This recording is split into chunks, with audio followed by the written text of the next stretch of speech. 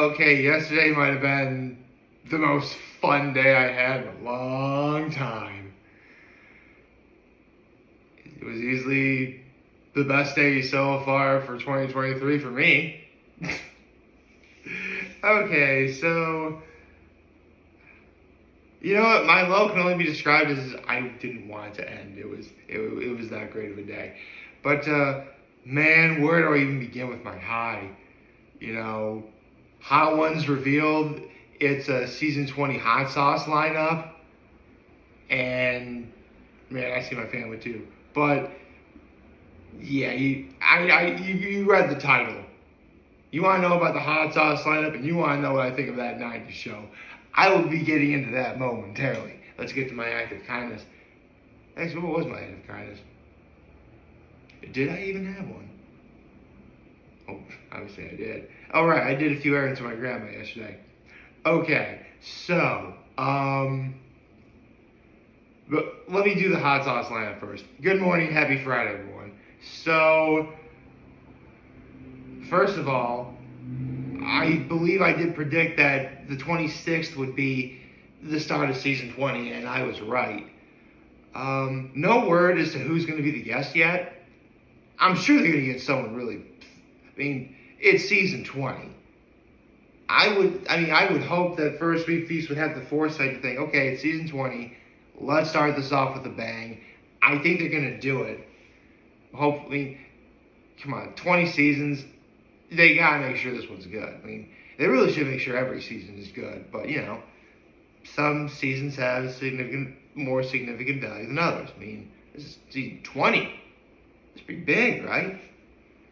And I do, in fact, believe that the hot sauce lineup that they got pretty accurately described it. I mean, first of all, I'm really glad for the orange label, the classic chili maple. Very nice. Glad they brought that one back because I mean, season 19 was its debut season, and they brought it back. And Sean Evans even went so far as to say it's the best version of the classic that they've ever had. So, yeah, I've got no problem with that.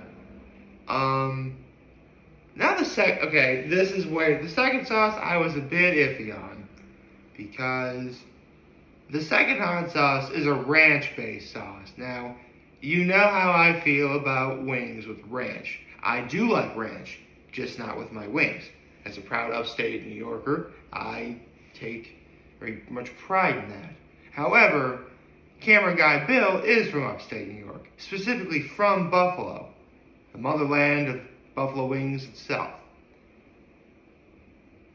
And I've heard nothing about that he doesn't like it.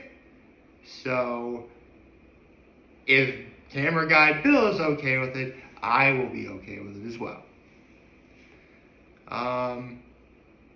I love the I'm actually looking at I'm looking at the bottles of a sauce right now on my screen, just so I can go over what I think of them myself. And I have to say, Sean Evans was right.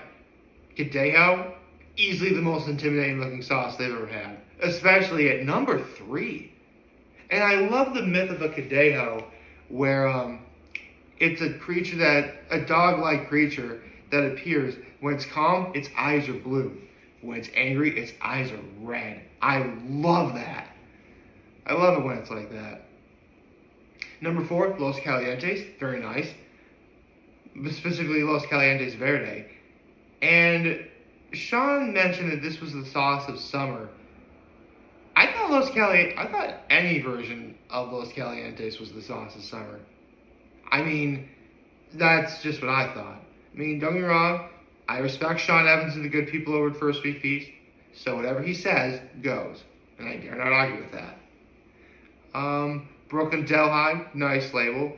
Torchbear is back. Seriously, I mean, I've been a fan of Hot Ones from like season 4 on. And the Torchbearer sauces are just the most decorative looking labels I've ever seen. You know, from Garlic Reaper, Headless Horseradish, Honey Badger, which is their honey mustard, and now Mushroom Mayhem. I mean, I didn't know you could make hot sauce with mushrooms. I mean, technically, you really could make hot sauce with virtually any edible food. So this is nice. I love seeing torchbearer labels. Seriously, I think if there was a hot sauce company that I would legit invest, this is why I need to get famous so I could afford like all the hot sauces. I would definitely get myself a bunch of torchbearer sauces if I could. Number 7, the mermaid one. I mean, no one would ever think that a mermaid and hot sauce would ever go together, but they found a way to make this one work. And I love the analogy Sean Evans had where it starts off nice and then it mermaid tail slaps you with like the heat. I love that analogy. That's funny. That's Sean Evans at work, my friends. That's awesome. I mean, number 8, the bomb. Listen, lots of people want to get rid of the bomb. I don't. Again, what Sean Evans says goes, and I dare not argue with not with the king himself. Okay, I'm going to go on record. Right, I may have gone on record as to say that Sean Evans is the best corner man in the game, and if I haven't said that yet, Sean Evans is the best corner man in the game. Okay, so there you go. You heard it from me first.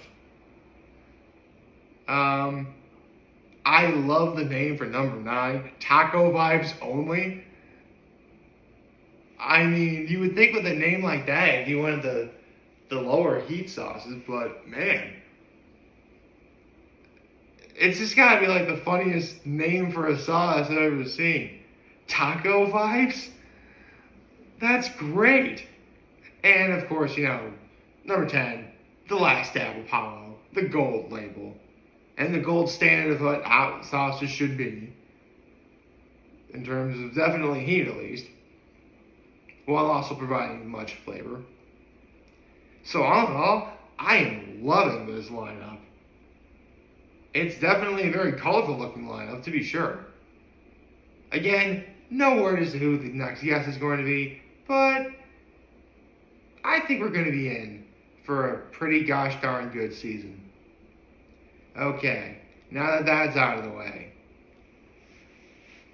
it's time.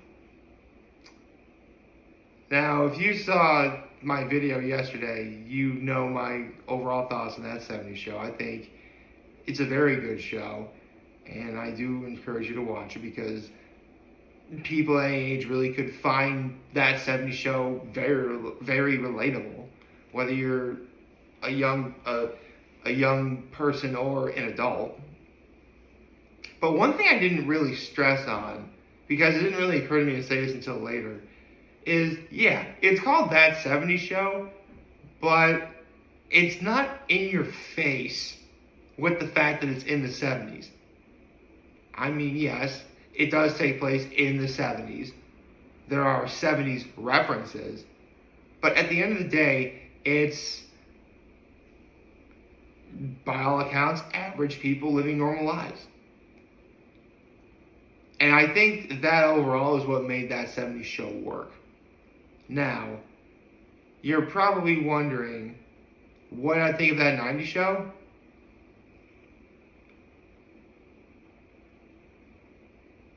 I'm going to go right ahead and say it. I mean, Koala Man came out, but I expected Koala Man to be good. I couldn't have predicted if That 90's Show was going to be good or bad. That 90's Show is the first great thing to happen in 2023. Book it.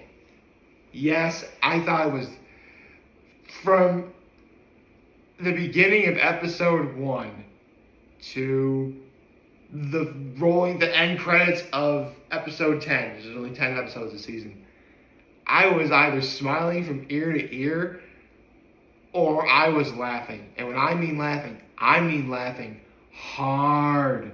Holy cow, I was laughing hard at this. Like, there were times I couldn't breathe, I was laughing so hard. I mean, let's get one thing out of the way. The trailers show that there was going to be cameos from a lot of guests from that 70s show. You know, Topher Grace, Laura Prepon, Mila Kunis, Ashton Kutcher, Don Stark, who was Bob, and, you know, Wilma Valderrama, who's Fez. That one guy who plays Fenton. Like, believe me, like, these are darn good cameos. And unfortunately, it was nice to see, especially the likes of Ashton Kutcher, Mila Kunis play Kelso and Jackie again. But unfortunately, they're only in once. I mean, I'm glad they in a way, I kind of wish I saw more. But on the other hand, I'm kind of glad that, you know, they didn't just have like cameo after cameo after cameo after cameo. Because at the end of the day, like, this is a new generation. This is a new group of teenagers, one of which happens to be Eric and Donna's daughter, named Leia, which, of course, because Eric was a Star Wars fan. And, yeah, I'm glad that one of Mike Kelso's kids was one of the 6 main characters as well. And I will give this Kelso this. He's definitely smarter than Mike Kelso was, to be sure. Although, as Red would say, he is still a dumbass. Although, they actually reference one stupid thing that Kelso did on that 70s show. Again, if you couldn't tell, I'm trying to do my best not to shout out spoilers, if you couldn't tell. Because I just want you guys to go watch this. This was great. Holy cow, this is great. Okay. Other characters, Nick and Nate, the couple that was, in a way, I guess that was kind of like the Kelso and Jackie of this season. But whereas Jackie was the flighty girl, Nick was actually a little tougher, hard-nosed, which was good. And Nate, I mean, yeah, they kind of portray him as a bro, just like Jay Kelso is, because Nate and Jay are like, they're friends, or they're bros. Bros. I gotta stop. I'm gonna get caught in that trance if I keep doing that. I love seriously, these guys have a lot of chemistry. And not to mention Ozzy. Ozzy was great. I mean, in a lot of ways, I'm kind of glad that, you know, they kind of embraced just how more open the 90s were and having a character be gay. And Ozzy played it great. And that's actually one thing. Because, yes, at its heart and soul, that 90s show, just like that 70s show before, is a comedy. But it also wasn't afraid to tackle some really, you know, big issues that a lot of people go through. You know, pondering whether or not 2 people are going to be together forever. The dealing of long-distance relationships. Coming out to others about being gay. Like, that 90s show took some pretty big risks that I feel personally paid off great. I loved it. And, again, the laughs for me were non-stop in this show. They were legit non-stop for me. I told you, like, I was laughing so hard I couldn't breathe. I meant it. I mean, I think within the first, 2 minutes of the show, it got, a huge laugh out of me. And this is only episode 1. And I tell you what, the day just flew by watching that 90s show for me. Because it was in the morning when I started watching. I think I started watching around 9 o'clock in the morning, before 9 o'clock in the morning. And it was almost 3 o'clock and I was done. I mean, I had other stuff to do throughout the course of the day now. So, I had to do stuff.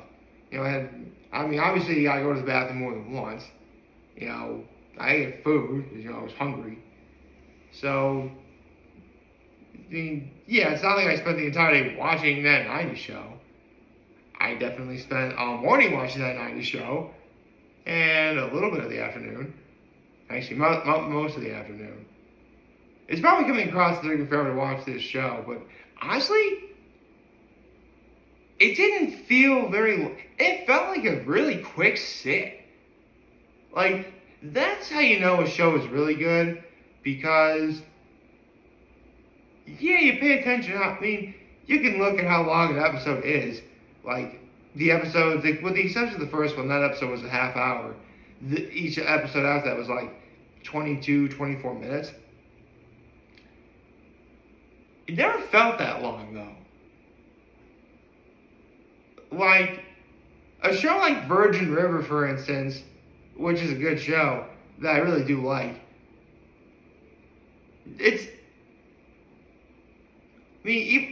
A good show like Virgin River has episodes of like 40 plus minutes long.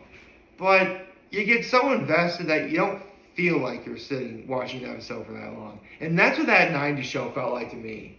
Like, it really felt as if like no time passed when it came to how long an episode was for me.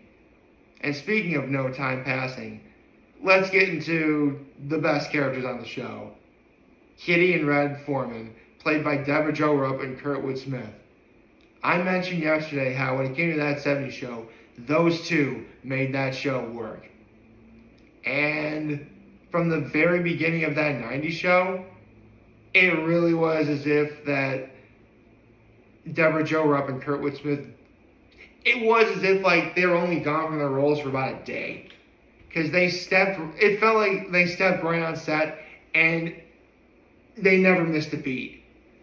I love those two. I love the chemistry they've always had together. I love how funny they all are. I love the personalities that they play off against each other.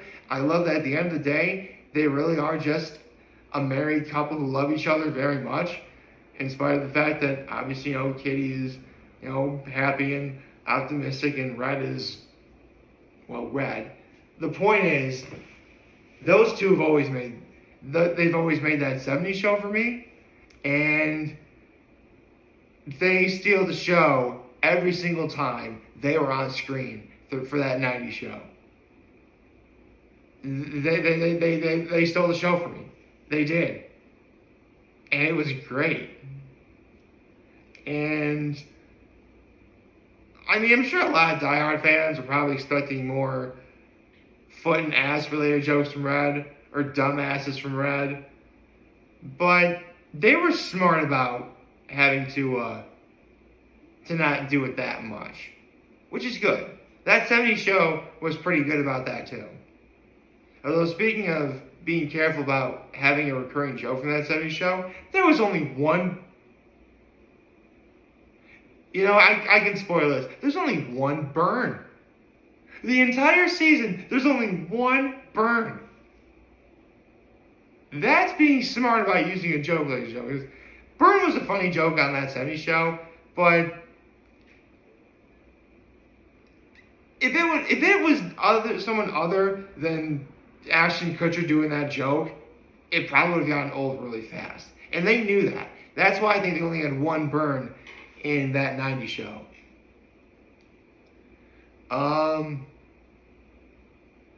And not to mention the references to that 70's show, like, they're all over the place. In a good way, in a really good way.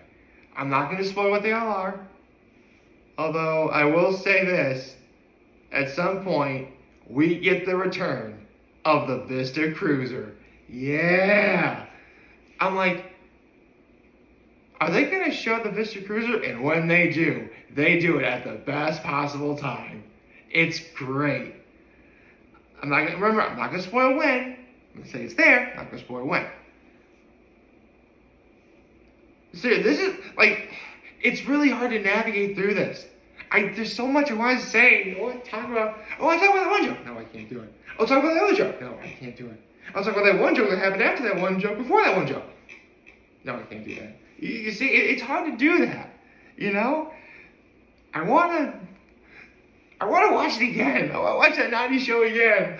Oh my gosh, I want to watch it again. Right. Stay calm. Oh, it's on Netflix. Stream whatever you. Which, yeah, it's on Netflix. You can stream whatever you want. Go. I highly encourage you to watch it. I highly recommend you do watch it. And believe me, if you love if you love that 70's show, yes, give that 90's show a watch. They did a great job of bringing everything back to the way it was, as best they could. I mean, sometimes change, and obviously people change as well. Not going to mention who. Although I will mention Laura Prepon, who plays Donna. You know, give her credit where credit's due. She's become a phenomenal actress in stuff like Orange is the New Black, and she's directed a few things as well. She directed the final 2 episodes of the season. And, I mean, the season itself was really good, but the 2 episodes that Laura Prepon directed, they were great. And, you know, honestly, considering that she was Donna on that 70's show, and she's been through pretty much, well, really all of the season finales of that 70's show, it makes sense that you have someone who was actually there direct the season finale of that 90's show. I love that touch. That's a nice touch. Very nice. So, yes, I totally recommend you give this a watch. I totally recommend that, you know what? I'm going to end this Blockbuster Buster style. Like, you know, if the Blockbuster Buster would never do an Oscar list, but if he did, he would say 10 points on the Badassitude meter. Gather up your friends, hop in the Vista Cruiser, and give it a watch. He would probably say something like that.